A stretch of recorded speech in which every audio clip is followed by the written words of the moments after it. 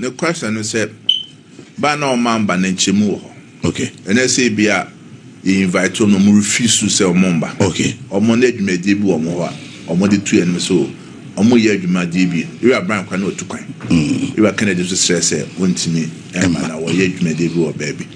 Enti at least enya ade a me national secretary me panic and I say hu bia amount for bit my play mischief with it because they communicated back say omuti member tanko ye no free you made the point say ye 2 year sad period we after between 2 to 3 months no a very keeper a friend said transitional period because we station here me am offer otibons eba ha meboa ebe ka group you the base the message party for ne say mo bia attack won mo bia ndu o matem mo bia nka say obekwa wonko because elections there every vote counts na ese nya so tia say ene ni panyina na elections o mu lusu a omo fan bokosa because obu wa how emotions e ka wa bo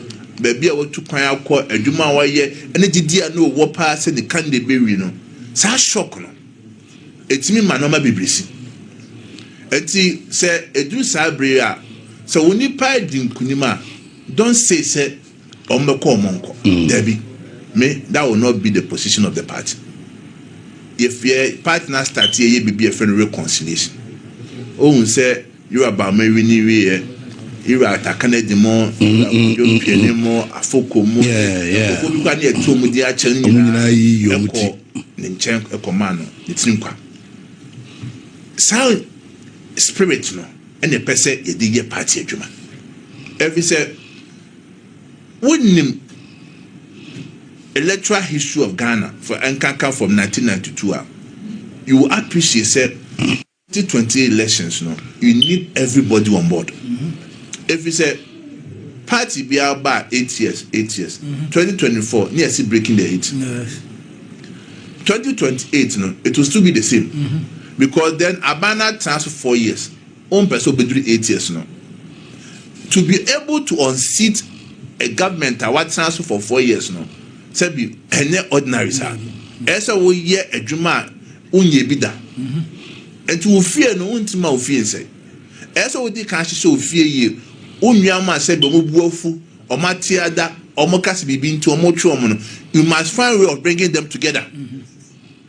It's the message obi an say mo obi adwen nya ne say you about me 2 year January 31st no or really 2028 we yes now that down enti na chitafo ese nyina na obi a no oba fom na ye nwama mo buafu no kra ye no mo kasa kasa de no your consensus or more can no more can nyina no ona umpetumi no nteso wo put form na otwe mo ebeka ho to kaka se omo kwa wo beka sa me no nyadwe enti tanko ye nje musa anamon bia ese part ni tu ye ne omo a se bi omo e kan the base one asem omo share chiri ene omo buofu a omo pese omo ti omo nyina no ye be continue I engage omo na concerns wo mo no ma nya betim collectively no betim ya ma party no ya nya nkabom no na ye dia 2028 I can assure you say we are going to do that. But this is a flag bearer so no akra no so can say OBC form. Yes, from constituency to constituency, region by region. Na o say bi o han some trivia the creative problem no so on one kasa want to be involved. Oh, okay. Na oba ebia kwese and then Franco the way you should be a can call the two of you, talk to you, move on to different. I think that is the way to go. In conjunction with Sir Nejuma Obabe, Obetia Nechi Kakra be district Thursday. Okay. Wabre. Yes, of course. Okojina Home Kakra. Nyame bwana oba. Yahye sano mani na atoa. Zero time reconciliation. Obi yusu pa. Ntina the tone ntem no. Anyway, you sukra na ki antene. Tawo. Ye betu ye boas na samre ya no ma so so kose de ekoya de so de ebe kosa so na yesu etma hye no ma ye ni aba. Anyway, o sa amamwe de. Said ye omo ho ne nurses for say omo automatic posting koso ne say be ya 24-hour economy akanwura mi owura ne LGBTQ ne galanse no nsem ne obebre na ne nyina ya twe bo ase ya hye no manti. I can assure you say we are focused. We are very focused now. Roadmap partner shisha tour and the recommendation that Professor Iramaku create the buyer no you follow strictly e be no aye ye film entina obon say no my shisha na na kwana kwanso ave mami misao say idea no when the mute then a buy to start your elections from top na mo famra form no idea ni free for the buy me kai me never now phobia. In fact, I'm say a politician, but they've been teaming bomb. First time, I'm best suggest say, Saturday and chairman. Me pamo from office. I'm a bar in general. At the end of the year, been a care too free show. The family shown HS. So in the country presidential prime minister, say behind your crown. More bother more. Dear Bernard, more casas and Vunusa. Me already a month with my term said, I may lose a ban. Go for we sound added. Na part matter said 1992 by his idea be that. Moon through and among Cojuno. To a more quiet and I do myself, me take me tiffy and made Juno was a dear go free. Small market.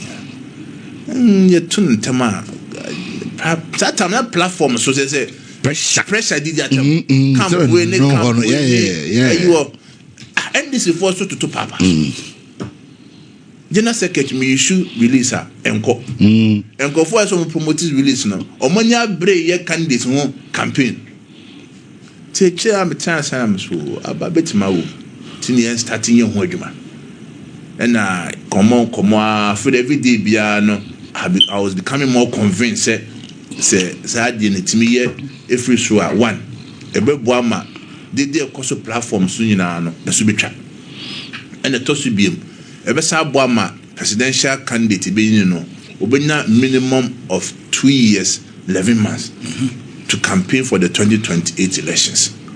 After so remember your communication no you realigning here. I feel the people radio want to go campaign ma Asman A or Asman B.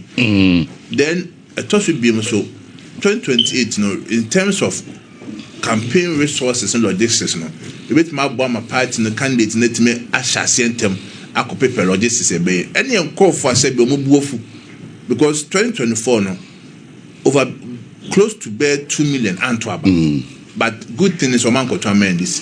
Some call for there was a reason here. Oman to accommodate say your call National Council that days me kaipa no horshipa because every ni change the idea why you used to now of a side will be about the catch or say yes it's sana until resistance part the nibu but wow oh National Council that day they me for that what the 200 even with chauffeur there's a do baby na say SMFM that's say then ya yes here bo say Saturday ni ya we convince say be say no near say the first time yeah I said me so be the first time I was like maybe before no okay me know now are they serious at all say more let's lose that was the first time I met you obesi down to foundation say I think they outside the core National Council also first time bro same reaction the first time intimi and Kenry and Chemabuti was hit na ban the course no also yentu said and sanko dwene the second time in the na ya wi ataso say yentu sheda to hit ne basa so ade no yentu sheda what cast yentu ne go form rush ko yentu sheda oh as je na the what was but in the midst of all this nina that question true book na you can't say someone leading up to that normal way but I'm happy say we have been vindicated and nipa Atia say the wisdom behind sir your two presidential primaries in the first. Nina so the academic say in spite of sir confusion a buyer nenko for say and na edu baby na personal. In fact, people first say me general secretary no and no more attack me. Nti nipa ni bia say be on person me contest no they wanted to make political gains out of it. Because be kasa radio so say you can say go bia want me nya adwuma. Mo hwe no more person be but if we omo friend ka say bia ko bia do kan no e no we adwuma. But nya ka politics. But so thank you so far there we are moving on. Okay. And more implement afterwards, no. So they okay, be the monka, but yeah, I tell you that we've seen say is the best decision because I'm a NPP now. I feel attention never boil up, but now it looks like I somebody show you be a good party no. I'm a BBA IED. How will you describe the election itself? I know say I'm election committee. I dove my heart. I salute Honorable Joe Wise and his team. Yes. Excellent job. I think that my friend Waha didn't come on. My country and say he has done a good job for the New Patriotic Party because this is an election that I'm as an observer. I'm observing. I'm ready. One of the if you like, be budget for getting that qualified. Yes, very organic. Very organic. Very, very organic. So, as the General Secretary, after say all the decision we are called, now more year two you soon no, now election. So, how do you take it? You see, thank you. I just said we are on course. Sure. Being in leadership positions, no, means also taking certain decisive and controversial decisions. And now, what because you bit take a decision I came out now. Yeah. Sometimes, no, also will take unpopular decisions, but in the end, no, you know the results are open. And now, committee, your tia, Joe Wise, no, your bomber bash, but I'm starting free. Starting free, Professor Michael Quick. 2023 elections committee. By and large, 2023 presidential primary was very successful. Apart from one incident, AC or Northeastern, now concerns and complaints by all the 15 regions. No, it should be in the special electoral college elections. No. So, yeah, for me, 2025 elections committee. No. About 90% of members are not more side 2023 or more the side of my 2025 presidential elections committee. No? It's not experience. We are seeing a experience as a man. On fast forward to so be because now say no 90% are managing sa 2023 no. No more ban no maybe a man year or uncle 2023 they were guided by it. And now we are in free national officers also in your dion come say yemba bontin and support bia say of course your to abanibi your preferences will but obi no baba bontin be gina obi because elections all kwa who penny now down no there people must see you to be neutral only neutral kwa wontimi nya asem bia meka emfa to so say wo ye campaign ma obi and now committee no so na me come meetings pa me share bibi omoko bia bibi choma adwen they run it by me mom suggest e bia enye so information bia near the mom and e adwen say inside interfere wo no me bibi omoyo critical 1 year sa proxy ordinarily sa ade o ye the cast here to proxy no eno kwase kete ase because proxy no has been part of the elections you had to in the past that's from because him said do na no muntimember but one concerns were raised say oh yeah pneumo proxy but now at the point you say no one the best say elections there in free.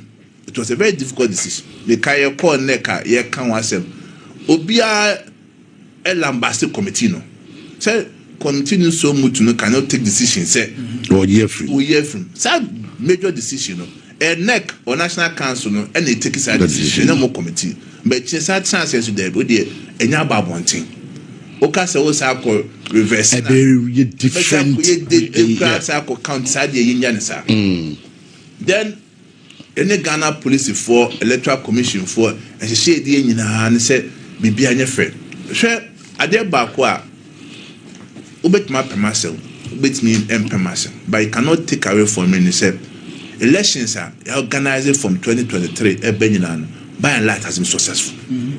Obekai 2023 yet to parliamentary primaries both of and city MPs yati dey do bebia ka first obeti ye president parliamentary primaries and album ye obedient film and we akwa ha we akogina yamana ngina bi sade the number all because of say e dey be a friend album verification e buy ni party ni bi da say answer na ba koto aba no album e dey koto aba no ye biem to obi anya kwa enhwe sa album no mistakes bi o bia no ye correct any of the year parliamentary presidential the presidential primaries we ye album verification on the three baby na nkofo ka say na nkofo bi dia ba be shem na nkofo beso mu wi ade no na am se asem na woka say bi han ko wi ade o beto abonten say mi ko wi ade but ye album verification ma aspirants no nkofo nya be hwe na ye corrections na ye corrections na ye because you say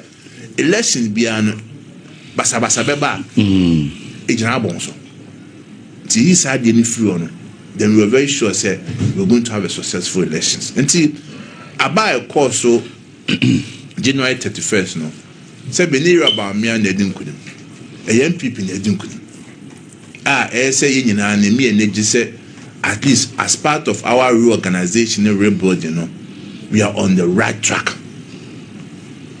to say to tell no my na the next challenge pa say me dwene ho a ma me dadwene pa ye police station elections no because to conduct elections in about 41,000 police stations across the country is a very difficult job managing it because 41,000 no interest amount for more interest wa amount person on be DMP amount person on 2 MP amount person on be constituency executive on person on 2 constituency executive all na interest ni nyina ewo and managing it is a very difficult thing, but we will try our best to make sure say some processes so be go smoothly the baby no party for bon say we are on track for our reorganization during the elections in 2020. Okay. Now tanko ye koto aba na nkunimdi amba 2024 between be results ne by December be 9 kono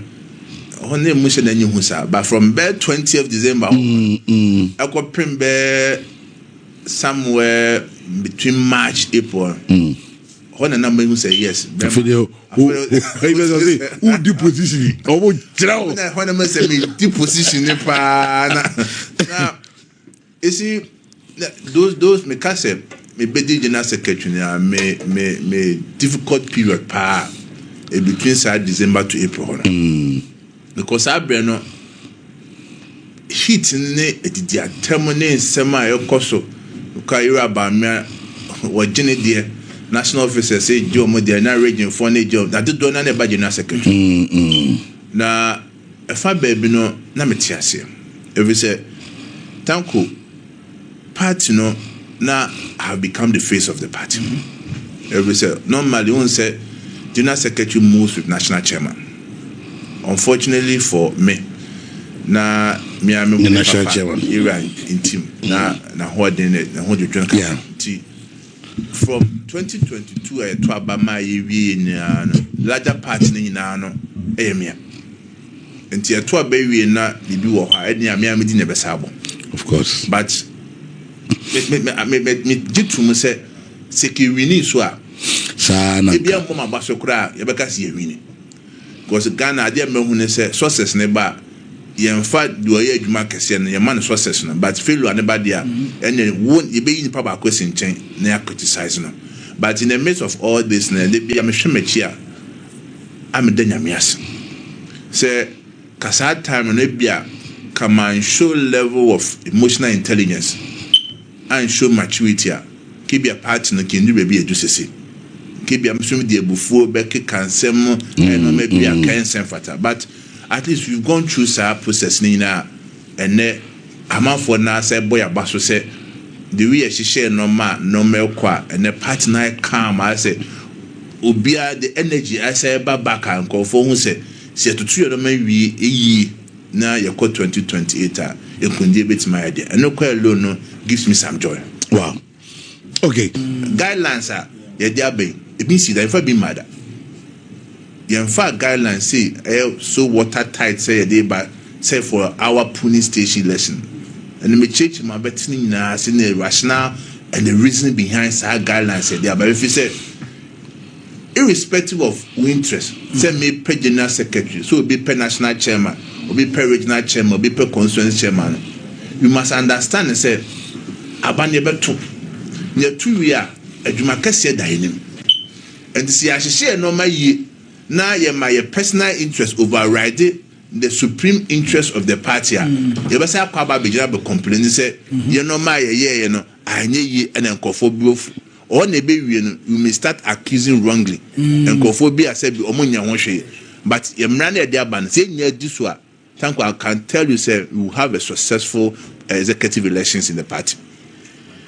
Okay, well yam fan nsi ona fe yamra ma won the timetable be about out connection with other elections and she share party penny for ye dey afa abasa polling station elections no say ade ba ko a ekuti a party no in 2024 ye tita for ankoto aba no the Brunifen apathy abembuo e wo mumienu ye wo abembuo e wo ne say e bi free say abanhye bi eye no anyo modem ana post covid no so almost all incumbent government na do na lose elections no na affect aban okwa UK Conservative Party lose to Labour, America Democrat lose to Republican, South Africa the same, okwa Australia ekrobebre enu gina ho and there was self-inflicted apathy.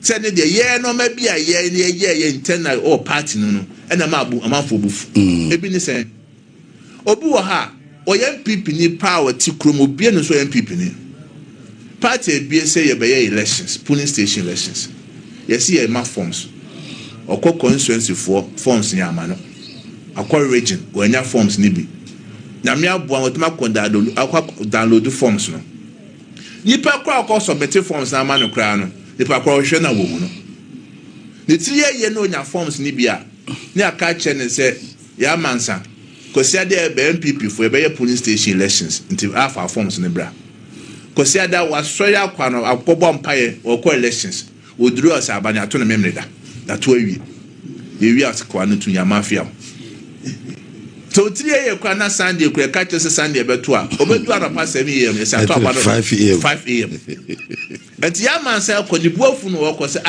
anna muni etisa okofie nya ode abufuo wadwin ye o se bia wa mafia ya mansa ba ya mansa na okunu owo yire owo ma obusuafo asema ko ka che o se NPP fo yi afim o se party ne yanka ho ba ya be nyina o se yanka ho enti ya mansa na abusuafo no December 2024 o ma kwoto ababa if you say party ni eni na ndi ni ene na party ni share ba se this year polling station elections ye kono yesre enim se obi pese odi chairman obi pese odi constituency secretary obi pese odi organizer obi pese obedi MP obi pese obe parliamentary candidate obi pese odi sa interesting yan kan hu se your elections there in 2028 se pese party ni akono se dia to presidential prime minister go for agbaji eso a amanfo se ya ade no ese sa subana na de ko polling station elections no nti the party ne kan se afishi share de ba no ne nya ne se pese solve problems bia e wo form wo nti enya ye nti ase ni ensom ni ambo ama party no nya akono e se ebe se me nya general secretary na me party aba power na se me chimra no na me general secretary na me da so to opposition sa na so obi afa o ye chairman na wo opposition fa so bi enu so nti ye nya the right thing so ye right thing na wo good message you still win the elections edikan yase polling station ho they say we share constitution amendment here you know